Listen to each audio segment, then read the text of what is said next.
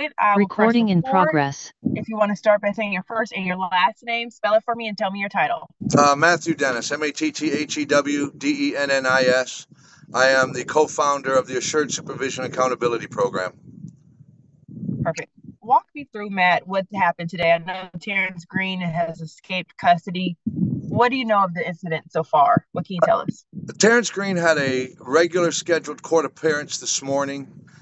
He appeared in court with family members in Division K, Criminal Court, New Orleans. We had an agent that was also in court for this court matter. It was unknown to the offender, and that agent was there notifying the court that Mr. Green was being removed for noncompliance. It appears that the defendant walked briefly into the courtroom, did not see his lawyer, walked out. Our agent heard the lawyer tell the defendant that he didn't know he would have to call him from jail. And at that moment, the defendant, Terrence Green, turned and fled the courthouse. He left after leaving the courthouse.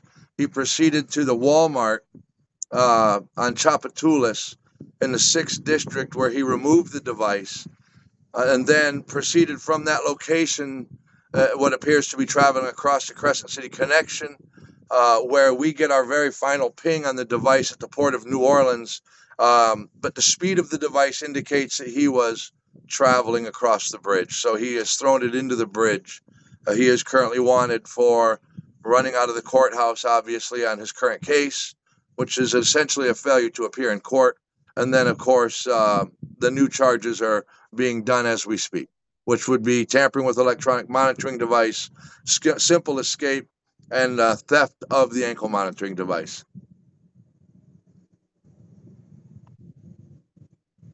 Give me 1 second. I'm just taking some notes. Okay.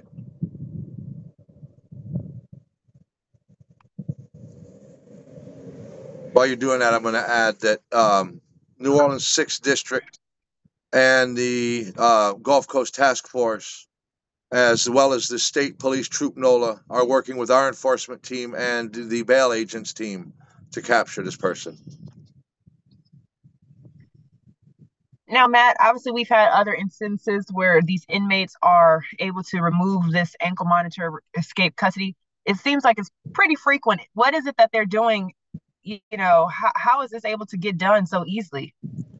Well, an individual can escape from a jail cell. The problem that New Orleans has is they don't really have any jail space.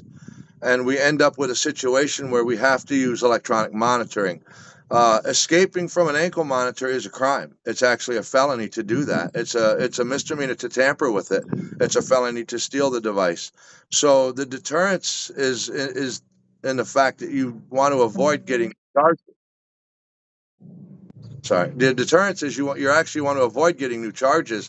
In the event that they do cut it off, he clearly is going to be considered the type of risk that would not get the benefit of being put back into a digital jail. As for frequently, in the last 6 months, this is the 4th person that's cut their ankle monitor off in the last 6 months, which is amazingly low. Of those 4, we have a Jefferson Parish case where the lady failed to get the device off. We captured her before she got it off. She's currently in jail. She was trying to skip her trial. We had a gentleman who cut it off, and he was back in custody within 24 hours, where he is still in jail. We had an individual who was a illegal immigrant, and he cut his off. And we never suggest putting a person who has no connection to the community on an ankle monitor. They're going to be very difficult to catch. He is still at large. And we have this individual, and he'll be caught quickly because he's from here. It's going to be difficult to stay hidden with this much, spotlight being put on him. So, I'm a person who believes that we need deterrence. We need a jail space that's large enough to protect our community. I don't know if the community believes they have a big enough jail, but ankle monitors are needed because we don't have any other way to supervise these individuals currently.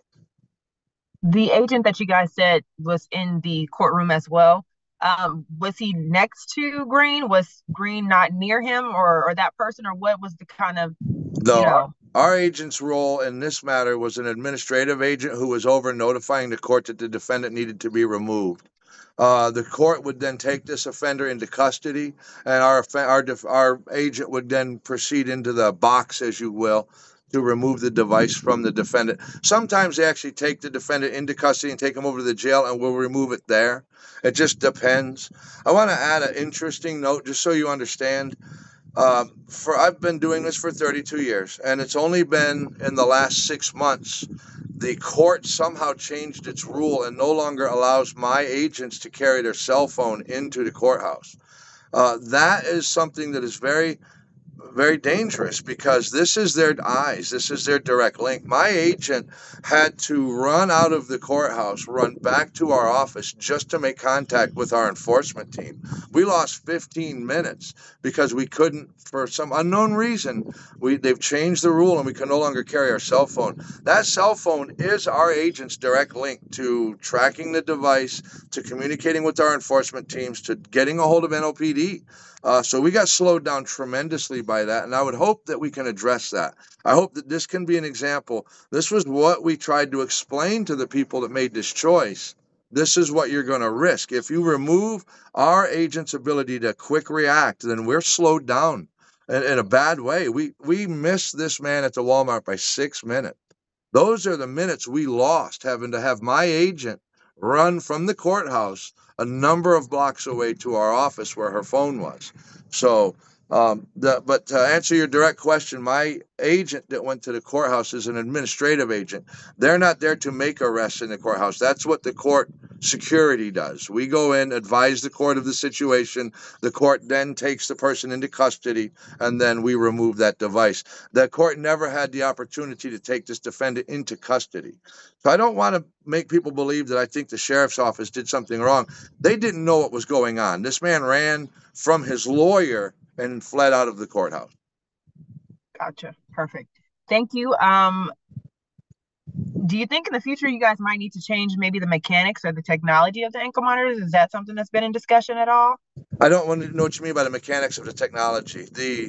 Well, just, I mean, I don't know. I guess these guys are just so easily able to remove it or escape or cut it off. Has it ever been any consideration for that? Yeah, yes, there is. You have different types of equipment. There's not a one size fits all equipment. There's a number of different types. There's a device called OmniLink.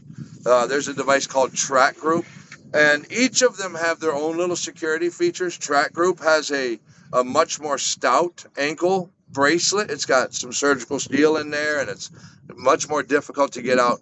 OmniLink is a little less. It's got some surgical steel, but it's fewer layers of it, and it's really a manufacturer question. But I want you to understand something. Ankle monitors can and will always be cut off. It is not about whether or not they're going to cut it off. You have 450 people currently enrolled in ankle monitors in Orleans Parish alone right now as we speak. You've had 3 Orleans Parish inmates cut those off in the last 6 months. That is a phenomenally low number. So what we've done, where you can't fix anything physically with the device, because, I mean, what more could you do? You can't keep a person in a brick and mortar jail cell that's determined to get out. So an ankle monitor is never going to get to the level of a brick and mortar jail cell. But what we did do was make sure that we have instant response mechanisms in place to where in the past, you, the media, would find out about this escape, maybe never. But we make sure you find out within minutes. And not only you, we want you guys because you're going to get that face out there. And we know that that could cost us people asking questions and blaming the ankle monitor. The goal is to make sure that the people who are the right candidates for ankle monitor are on ankle monitor. The ones who are not are removed and put back in the jail where they belong. And if you're going to escape, that we have everything in place to make sure we quickly get you back into custody. So you're never going to stop people from running out of the courthouse. We can add more deputies to the front doors. We could have more training, but it's still going to happen. You're going to have more people that will still escape jails and work release programs and ankle monitor programs. It's making sure that the response is in place to hopefully mitigate anything that could happen. We don't want victims being hurt. We don't want people committing more crimes while they're on the run and things like that. So, quick response is key. Escapes are going to happen. If you don't want to use ankle monitors in New Orleans, then 1,280 beds in a jail is not the answer. You're going to have to build a bigger jail. And I do support that, by the way. I do support eliminating ankle monitors and bringing back the jail space, but that's not a question for me. All righty, thank you. That's all of my questions. Anything that I didn't ask that you wanted to make mention or note? No, I'm good. Thank you. Thank you for your time. I appreciate your help. Thank you. No problem. Bye-bye. Recording stopped.